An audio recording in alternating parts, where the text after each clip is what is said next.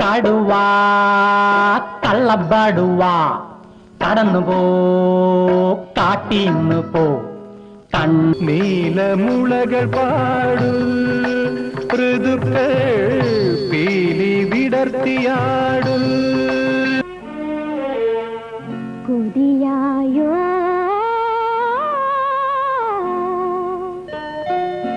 കണ്ണീർ മഴയത്ത് ഞാനൊരു ചിരിയുടെ കുട ചൂടി നോവിൻ കടലിൽ മുങ്ങിത്തപ്പി മുത്തുകൾ ഞാൻ വാരി മുള്ളുകളെല്ലാം. അതുപോലെ ബെഹദൂറിൻ്റെ നമ്മൾ പല ക്യാരക്ടർ പറഞ്ഞു കഴിഞ്ഞ തവണ പറഞ്ഞു കഴിഞ്ഞാൽ ഇത്തവണ നമുക്ക് പണിതീരാത്ത വീടിൽ വളരെ നല്ലൊരു ക്യാരക്ടറാണ് അദ്ദേഹം ചെയ്തത്. പണിതീര അതൊക്കെ നമുക്ക് മറക്കാൻ പറ്റാത്ത വ്യത്യസ്തമാർന്ന ക്യാരക്ടറുകളിൽ ഒന്നാണ് പണിതീരാത്ത വീട് അദ്ദേഹം ചെയ്തത്. ഏരിയെന്ന് തമിഴിൽ പറഞ്ഞാല് മലയാളത്തിൽ തടാകം എന്നർത്ഥം. പടച്ചോന്റെ സഹായം എന്ന് പറയാൻ മോനെ. അല്ല, അത് ശരിയാണ്. നല്ല കാര്യങ്ങൾ ദൈവം നല്ല ആളുകളെ കൊണ്ട് ചെയ്യിക്കുന്നു, അത്രേ ഉള്ളൂ. നല്ലതും ചീത്തയൊക്കെ ആയിരിക്കും അറിയാം. ഈ പുറമേ കാണുന്ന പോലെയല്ല മനുഷ്യന്റെ മനസ്സ്. ജോസൂട്ടി, എനിക്കൊരു 5 ഉറുപ്പ്യ തരണം. അയ്യോ കാക്ക, ഞാൻ ഓഫീസിൽ നിന്ന് വരുമ്പോ കൊണ്ടുതരാം. കാക്ക ആ തടാകത്തിന്റെ അരികിൽ നിന്നാ മതി. പിന്നീട് നമ്മൾ അദ്ദേഹത്തിൻ്റെ ക്യാരക്ടർ എടുത്ത് നോക്കുകയാണെങ്കിൽ അദ്ദേഹത്തിൻ്റെ അശ്വമേധത്തിലെ ഹെൽത്ത് വിസിറ്റർ അതൊരു പ്രത്യേക രീതിയിലുള്ള കോമഡി കഥാപാത്രമാണ്. കാര്യം വെള്ള ഡ്രസ്സേ ധരിക്കത്തുള്ളൂ. ഇപ്പം നായികയുടെ വീട്ടിൽ വന്ന് കുഷ്ഠരോഗം ഉണ്ടെന്ന് പറയുന്ന രംഗമാണ്. തോപ്പിൽ പാസി എഴുതി വെച്ച ക്യാരക്ടറിനെ എത്രത്തോളം നർമ്മത്തിൽ കലർത്തി അവതരിപ്പിക്കുക അദ്ദേഹം മനോധർമ്മ ഉപയോഗിക്കുകയാണ്. അപ്പം ആ വീട്ടിൽ വന്ന് ഇങ്ങനെ നോക്കുന്നുണ്ട്. അപ്പം അവർക്കാരനോ ഷീലയ്ക്കാരനും ഇവിടെ അപ്പം എന്തിനാ വന്നത് ഇതൊക്കെ നോക്കുമ്പോൾ ഒരു പല്ലി, പക്ഷെ ഷീല പല്ലിയെ കാണുന്നില്ല. ഈ ഇതിനെ കണ്ട് പേടിച്ചിരിക്കുന്നു, ഇങ്ങനെ കൈ മാത്രം കാണിക്കുന്നുണ്ട്. ഷീല എന്താ ഒരു പല്ലി എന്ന് പറയാൻ പോലും പേടിയാണ്. പല്ലി, പാറ്റ ഇങ്ങനത്തൊക്കെ ക്ഷുദ്രജീവികളാണ്, ഇതെല്ലാം അസുഖം വരുത്തുന്നതാണ്. ഈ ഹെൽത്ത് വിസിറ്ററായിട്ട് ആരോഗ്യ ഭയങ്കരം. അതുകൊണ്ട് ലഹരി സാധനങ്ങൾ ഉപയോഗിക്കത്തില്ല, ചായ കാപ്പി ഒന്നും ഉപയോഗിക്കത്തില്ല. ഹെൽത്ത് വിസിറ്റർ ആകുമ്പോൾ ആരോഗ്യത്തെ ശ്രദ്ധ കേന്ദ്രീകരിക്കണം. അതുപോലെ അഴുക്കിനോട് ദേഷ്യമാണ്. അങ്ങനെയൊക്കെ ഒരു പ്രത്യേക ക്യാരക്ടറിനെ അദ്ദേഹം സീരിയസ് സിനിമയിൽ അദ്ദേഹത്തിൻ്റെ നർമ്മങ്ങളിലൂടെ ആ അന്തരീക്ഷത്തിന് ലാഘവത്വം വരുത്തുന്ന ഒരു റോളാണ് അദ്ദേഹം ചെയ്തിരുന്നത്. അത് ആർക്ക് ഹെൽത്ത് വിസിറ്റർ നമുക്കൊരിക്കലും മറക്കാൻ പറ്റാത്ത ഒരു ക്യാരക്ടറാണ് ഹെൽത്ത് വിസിറ്റർ.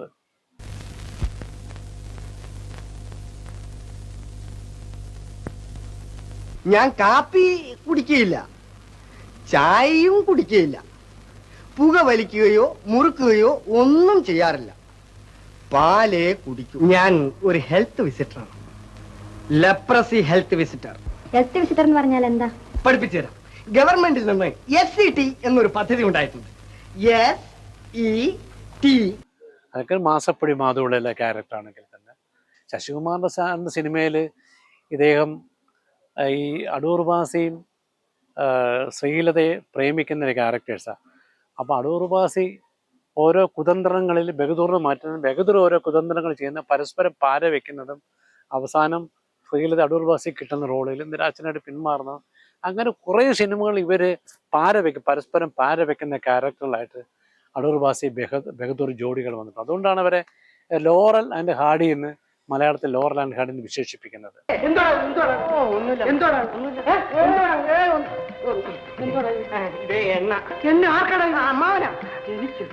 എണ്ണ തലയിൽ തേച്ചാലേ അമ്മാവന്റെ കഷണ്ടിത്തല കാട് പോലെയാവും. എന്നെ ഇവിടുന്ന് പറഞ്ഞാൽ ഞാൻ എങ്ങോട്ട് പോകും? എന്റെ വീട്ടിൽ എന്നെ കയറ്റിയാലേ ഞാൻ പിന്നെ എന്ത് ചെയ്യും? നരകത്തിൽ പോച്ചോ.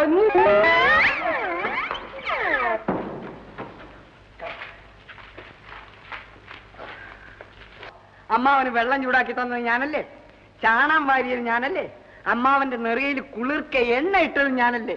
ഇതെല്ലാം പോട്ടെ, അമ്മാവന്റെ എരുമകളെല്ലാം പൗണ്ടി കൊണ്ട് ഏൽപ്പിച്ചത് ഞാനല്ലേ? IV ശശി, ഹരിഹരൻ അവർ കോഴിക്കോട് നിന്ന് വന്നിട്ട് അദ്ദേഹത്തെ കൊണ്ട് അസിസ്റ്റന്റ് ഡയറക്ടർ നിർത്തുന്നതിലും അത് തികച്ചും IV ശശിയും യുടെയും ഹരിഹരൻ്റെ പടങ്ങളിൽ ലാവ എന്ന സിനിമയിൽ അദ്ദേഹത്തിൻ്റെ നല്ല ഒരു ഹൈസ്കൂൾ ഹെഡ് മാസ്റ്ററിൻ്റെ വേഷമാണ് അദ്ദേഹത്തിന് കിട്ടിയത്. വളരെ നല്ല രീതിയിൽ അദ്ദേഹം ചെയ്തിട്ടുണ്ട്. അപ്പോൾ ഹരിഹരൻ്റെയും ബഹദൂറിൻ്റെയും ആദ്യകാല ചിത്രങ്ങളിലൊക്കെ IV ശശിക്ക് നല്ല വേഷങ്ങളാണ്, ബഹദൂറിന് നല്ല വേഷങ്ങളാണ് കൊടുത്തത്. ഇന്നലെ, ഇന്ന്, അമർഷം, ഇതാ ഇവിടെ വരെ എന്ന കണക്കിൽ ഏറ്റവും നല്ല അദ്ദേഹത്തിൻ്റെ അപ്പച്ചൻ മാപ്പിള എന്നൊരു ക്യാരക്ടറാണ് അദ്ദേഹം ചെയ്തു വന്നിട്ടുള്ളത്. എന്നുവെച്ചാൽ പൈലി എന്ന കഥാപാത്രം അനിയനാണ്. ആ അമ്മയില്ലാത്ത മകളെ സ്വന്തം മകളെപ്പോലെ വളർത്തുന്ന പൈലിയുടെ ക്രൂരതകളും ഇല്ലായ്മകളൊക്കെ വിമർശിക്കുകയും എന്നാൽ മകളെ സ്നേഹത്തോടു കൂടി ഓമനിക്കഴിഞ്ഞൊരു താറാവുകാരൻ്റെ വേഷം അദ്ദേഹം അതിഭീകരമായിട്ട് അത് ചെയ്തു. വളരെ നല്ലവണ്ണം അന്ന് നമുക്ക് ഇതാ ഇവിടെ വരെ മറക്കാനാവാത്ത മധുസാനോട് സോമനോട് ഒപ്പം ചെയ്തതന്നെ എത്തിയിരിക്കുന്ന ഒരു അപ്പച്ചൻ മാപ്പിള എന്ന ബഹദൂറിൻ്റെ കഥാപാത്രം. ഇന്നും അദ്ദേഹത്തെ ഓർക്കുന്നവരൊന്നും ഒരിക്കലും മറക്കുന്നില്ല കഥാപാത്രം. അതിലേക്ക് നീ നിന്റെ ജോലി നോക്കും, വൈകുന്നേരത്തെ കാര്യം വൈകുന്നേരം. എടാ മോനെ നീ പിടിക്കും, വൈകുന്നേരം ഒരു പക്ഷെ ഞങ്ങൾ അവിടെ വരും. കരയാതെ കുഞ്ഞു, എല്ലാത്തിനും ഒരു വഴി കാണും. എന്നായാലും വാസുവിനൊരു നല്ല ബുദ്ധി വരാതിരിക്കുകയില്ല. അതുവരെ നീ സമാധാനമായിരിക്കും.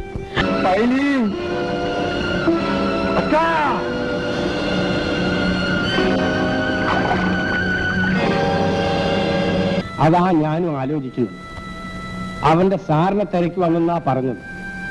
ഇതിപ്പോ ഇത്രയും കണ്ട സ്ഥിതിക്ക് എന്ന് വിളിച്ചത് ശരിയായില്ലെങ്കിൽ കമലാക്ഷിയുടെ മോനെ വിളിക്കാം.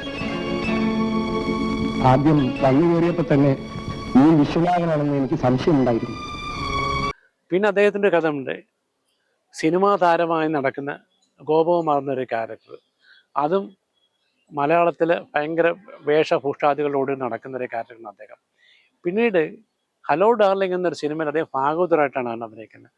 അതിനകത്തൊരു പ്രശസ്ത അനുരാഗമേ യേശുദാസ് പാടിയ ഭയങ്കര ക്ലാസിക് സോങ് ആണ്. ആ പാട്ടുകൂടെ സിനിമ തുടങ്ങുന്നത് തന്നെ. അപ്പോൾ അതൊരു കോമഡിയൊക്കെ എ ബി രാജ് ചെയ്തൊരു പടമാണ്. അതിൽ ആ കഥാപാത്രം എന്ന് വെച്ചാൽ അദ്ദേഹം സംഗീതജ്ഞനാണ്. സംഗീതം അറിയാവുന്ന ഒരു പെണ്ണിനെ മാത്രമേ കല്യാണം കഴിക്കത്തുള്ളൂ. പക്ഷെ അങ്ങനെ ഒരു പെണ്ണ് തിരക്കി നടന്നിട്ട് കിട്ടുന്നുമില്ല. അവസാനം അദ്ദേഹത്തിൻ്റെ കൂട്ടുകാരായ പ്രേം നസീറും അടൂർ ബാസിയും മീന ജയഭാരതി എല്ലാവരും കൂടെ ചേർന്ന് ഒരു നാടകം കളിക്കുവാണ്. പാട്ടിൻ്റെ ABCD അറിഞ്ഞൂടാത്ത ശരിക്ക് ഒരു സ്വരം മൂളാൻ അറിഞ്ഞൂടാത്ത ഒരു പാട്ട് പാടാൻ നേരത്തെ മീനെ കൊണ്ട് ഗായിക എന്നിട്ട് അവതരിപ്പിക്കുകയാണ്. മീനെ പെണ്ണ് കാണാൻ കൊണ്ടിരുത്തുകയാണ്. അപ്പം മീനെ ഇരിക്കുന്നതിൻ്റെ ബാക്കിൽ ഒരു ഒരു ഒരു മറവ് വെച്ചിട്ട് ജയഭാരതിയാണ് അവിടെ നിന്ന് പാടുന്നത്. അപ്പം പറഞ്ഞിട്ടുണ്ട് ഇവിടെ വലിയ ഗായികയാണെന്നൊക്കെ പറഞ്ഞിട്ടുണ്ട്. ഗായികയാണെങ്കിൽ പാട്ട് ഇഷ്ടപ്പെട്ട കല്യാണം ഉറപ്പിക്കാമെന്ന് പറഞ്ഞു. അപ്പോൾ എല്ലാ നിർദ്ദേശം കൊടുത്ത് ജയഭാരതി ബാക്കിൽ ഇരിക്കുകയാണ്. ഇങ്ങനെ വളരെ ശോഭജനകവും കോമഡി നടന്ന രംഗമാണ്. അങ്ങനെ ശരി പാടാൻ പറയുന്നത് ബഹദൂർ ഇങ്ങനെ ഭാഗവതർ പാട്ട് കേട്ട് ആസ്വദിക്കുകയാണ്. സുശീലയുടെ ആ ശബ്ദത്തിൽ മീന പാടുന്നതായിട്ടാണ്. മീന ചുണ്ടനൊക്കെ ബാക്കി ജയഭാരതിയാണ് പാടുന്നത്. ഇടയ്ക്ക് ജയഭാരതി അറിയി ചിരിച്ചു പോകുന്ന സമയത്ത് മീനയിൽ പാട്ടിങ്ങനെ വരുന്നത് പെട്ടെന്ന് തന്നെ അത് ബഹദൂർ ശ്രദ്ധിക്കുന്നില്ല. ആ അപകടം മാറ്റി വീണ്ടും ജയഭാരതി പാടുന്നു. മീൻ അതനുസരിച്ച് നിൽക്കുന്നതല്ല കോമഡി നിറഞ്ഞ രംഗത്ത് ബഹദൂർ അവസാനം ബഹദൂറിന് കളിപ്പേര് പറ്റിയിട്ട് കല്യാണം കഴിഞ്ഞ് ആദ്യത്തെ രാത്രി ഒരു പാട്ട് ഓടാൻ പറഞ്ഞ അവസരം നിറഞ്ഞ ശബ്ദത്തിൽ കേൾക്കുന്നത്. പക്ഷെ അദ്ദേഹം ഭാര്യ ഇഷ്ടപ്പെട്ടു പോയി.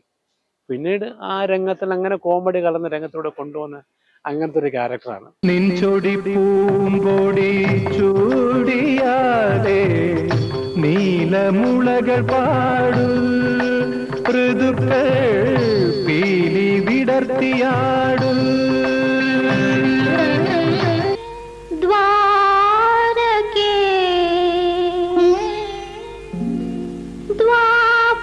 യുഗത്തിലെ പ്രേമ സ്വരൂപന്റെ സോപാന ഗോപുരമേ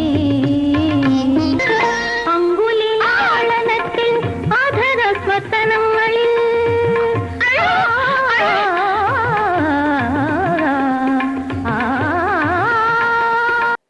അങ്ങനെ കിട്ടുന്ന ക്യാരക്ടർ എന്താണെങ്കിൽ പോലും ബഹദൂർ അതതിനെ അവിസ്മരണീയമാക്കിയിരുന്നു. അദ്ദേഹത്തിൻ്റെ ഏത് വില്ലൻ ക്യാരക്ടർ ചെയ്തിട്ടുണ്ട്. അതിൽ ടാക്സി കാറിൽ ഒരു CID കഥാപാത്രമാണ്. അതിനകത്തൊരു വില്ലൻ ക്യാരക്ടറാണ് ബഹദൂർ ചെയ്യുന്നത്. ഒരു കൊള്ളസംഘത്തിനെ നയിക്കുന്ന അത് നമ്മൾ അവസാനമാണ് അറിയുന്നത്. അതിലും അദ്ദേഹം അതീവ തന്മയത്തോടെ ആ വില്ലൻ കഥാപാത്രം കൈകാര്യം ചെയ്തു. അപ്പോൾ ഒരു കോമഡി നടന്നതിലുപരി അദ്ദേഹം വില്ലൻ തരം ചെയ്തിട്ടുണ്ട്. നിസ്സഹായം നിലനിർന്ന ക്യാരക്ടറുകളും ചെയ്തിട്ടുണ്ട്. പ്രേമ നായകനായിട്ടും അഭിനയിച്ചിട്ടുണ്ട്. ഇനി ധർമ്മയുദ്ധ സിനിമയിൽ ഒരു പാരഡി ഉണ്ട്. അതിനകത്ത് പ്രാണനാഥന് എനിക്ക് നൽകിയ പരമാനന്ദ രസത്തിൽ നിന്നൊരു കോമഡി ഗാനത്തിന് പാരഡി എഴുതിയിട്ടുണ്ട്. അയ്യൂർ സദാശിവം പാടിയ പാട്ട് പ്രാണനാഥ എനിക്ക് നൽകിയ താടനം. മർദ്ദനം അതിനെപ്പറ്റി ഓർത്തെന്ന് പറയുന്നത് ആ കോമഡി സീനിലും ബഹദൂറാണ് അഭിനയിച്ചിരുന്നത്. വിൻസെൻ്റ് മാസ്റ്റർ സംവിധാനം ചെയ്ത ധർമ്മയുദ്ധത്തിൽ കോമഡി സീനാണ്. ഈ പ്രാണനാഥൻ്റെ നേരെ കോൺട്രാസ്റ്റുള്ള ഈ ഗാനത്തിനെ ബഹദൂർ അതിമനോഹരമാക്കി നമുക്ക് രംഗത്ത് അവതരിപ്പിച്ചിട്ടുണ്ട്.